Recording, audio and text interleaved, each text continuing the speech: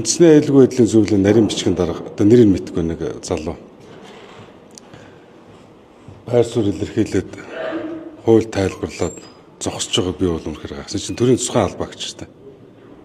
Тэр одоо хууль зүйн тэр нийцтэй яагаад ерөнхийлөгчийн тавьсан хоргийг үндэсний аюулгүй байдлын зөвлөлийн нарийн бичгийн дарга тайлбарлав. Болохгүй байхгүй. Юу бол одоо болохгүй. Өөрөөс нь асуумар. Өөрөө ингэж ерөнхийлөгчийн тавьсан хоргийг тайлбарлах эрх зүйн субъект мөн үү? Төрийн тусгай албаагч үндэсний аюулгүй байдлын зөвлөлийн нарийн бичгийн дарга үстэй. Уучлаарай нэр нь орж ирдэг тэр залуу. За үндсэн хуулийн их судал 22-ны 9:30-д хуралдах 5 интернетээр гарсан байл. За юу гэж шийдэх нь харъя. Нэг том асуудал байна. Улсын их хурал дээр аливаа асуудал эцэслэн шийдэгдээгүй байхад буюу өнгөрсөн 7 хоногийн 4-р өдөр тийм пүрэв гарагт мөнх сайхан гэж цэцэн гишүүн тухайн одоо өргөдлийн хүлээж аваад маргаан үсгэсэн баг. Гэтэл чинь 5 дахь өдрийн 12 цаг 58 минутанд байна. Шийдэгдсэн асуудал шүү дээ. Ерөнхийлөгчийн тавьсан хориг бол ингээд их хурлын эцсийн шийдвэр гараад хууль эрх зүйд хориг тавих эрх нь үсээ тавьж байгаа байхгүй. Энэ бол зөв эрх зөв марах юм алга. Гэтэл цэц эцэслэн шийдэгдээгүй байхад яхаараа маргаан үсгэд явж байгаа. Дээрэс нь энэ дэр би яагаад ингэж бүр хуульд маш нарийн зохицуулалтаа заасан нийт нэг 11 зүйл залт байгаа баха. Цэц нэг маргаан үсгтээ харгацж үздэг хэд хэдэн асуудлууд бий. Энэ бүгдийг үл тоогоод яаран сандраа маргаан үсгэх болов.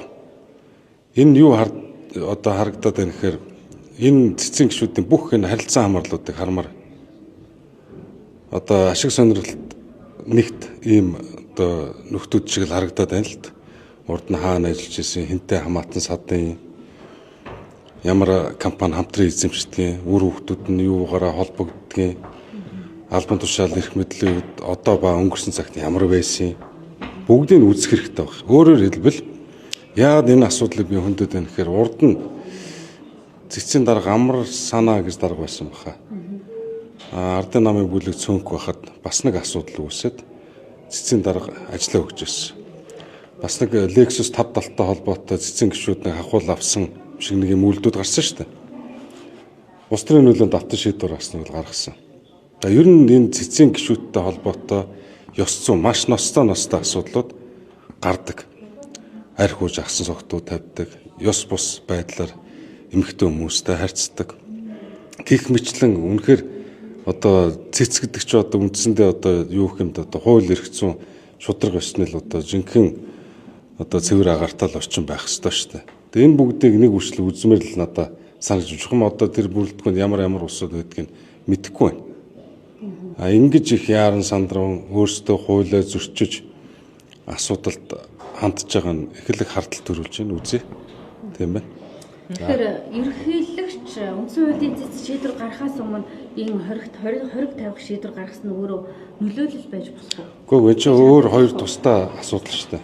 Яг утга зорилго хүрэх гээд байгаа үр дүн нэг байж магадгүй. Гэхдээ энэ чинь хоёр өөр хуулиар зохицуулагддаг өөр эрх зүйн субъектүүд шүү дээ. Тэ? Тэгэхээр их хурл ерөнхийлөгчийн хоригийг хэрвээ хүлээж авбал одоо тухайн 5 дахь удаар гарсан шийдвэрүүд бүгдөө одоо энэ дээр юм байгаа. Яах вэ? За ерөнхийлөгчийн хоригийг хүлээж аваад явлаа гэхэд дахиад нөгөө асуудлуудаа бид нэр эргээд үзнэ. Зөв явж үгүй болж. За магадгүй нөгөө цэцэн шийдвэр гарна шүү дээ. Гэхдээ магадгүй аль нэг талдаа алдсан байхыг үгүйс. Гэхдээ ерөнхий сайдыг огцруулах одоо энэ процесс төрийн байгуулалтаас эхэлсэн. Нэгт нэгэнгүү одоо үг үсэг үйлдэлийн хувьд хуульд нийцэж гин үгүй юу гэдгийг бид их хурлын тамгын газрын даргатайгаа хуульчтайгаа сууж ярилцсан нэг. Ямар ч хуулийн асуудалгүй юм байна. Мэдээж энэ чинь маш чухал асуудал шүү дээ. Тэгэж одоо хомго хандаж болохгүй. Дээрэс нь энэ бичгч нь сайн зориг гишүүнээ өөрөө хуульчгүй. Туршлагатаач хуульч. Тэгээ алдаа маддаггүй юм байна. Гэл бүгдээрээ энэ одоо гар үсэг зураал хууль тогтоомжийн дагуу явсан шүү дээ. 19 оны үндсэн хуулийн өөрчлөлтөөс одоо өөрчлөлтөө үр дүнд түүнээс хойш өөр болсон гэдэг үгүй шүү дээ. Бүх л асуудал төрийн байгуулалтаар ороод явдаг шүү дээ. Үндсэн хуулиар олгогдсон нэг дарах хэрэггүй. Их хурлын дарах хэрэг. Ямар ч асуудал орж ин дэмжиж болно, дэмжихгүй болж болно. Тийм биз дээ. Ямар нэгэн хуулиар заавал дэмжиж конот дарах ёстой гэдэг зүйл байна уу? Тийм байхгүй шүү дээ. Хэрвээ тийм байсан бол тэгвэл одоо бидний буруу юм байна гэж үзье. Тэгэхээр таны зүгээс л улсын хурл алдаа гаргаагүй гэж хэлж байна тийм үү? Тэгээ алдаа гаргаагүй. Одоо тэгээ цэц юухыг харъя. Асар их хардталт байна. Нөгөө бушуу туулаа боримдоо баастаа гэдэг шиг болоогүй түүхий зүйл дээр тэг шийдвэр гаргаад маргаа үүсгээд явна гэдэг бол их л хардлаа. Яг энд нэг зүйл бий. Ерөнхий сайдын зүгээс үндсэн хуулийн зэсд гарахад яалттай хормор хэлцдэг. Гэхдээ гэсэн хэдэж одоо 5 дахь өдрийн 12 цаг 58 минутанд гарсан шийдвэр шүү дээ. Яг 4 дахь өдөр нь урьдчилан шийдвэр гаргачихсан. Гэхдээ адаглал сая ерөнхийлөгч бүх асуудал шийдэгдээд дуусны дараа их хурлын одоо саний огцруулах тогтоол албажиж очсны дараа хууль номынхаа дагуу хориг тавьж байгаа байхгүй. Энд дэр маргаадах зүйл болох. Гүцэц ч гэсэн ингэх ёстой шүү дээ. Тэгээ хориг одоо асуудал хэлцгүйсэн бол өнөөдөр л хэлцэх ёстой.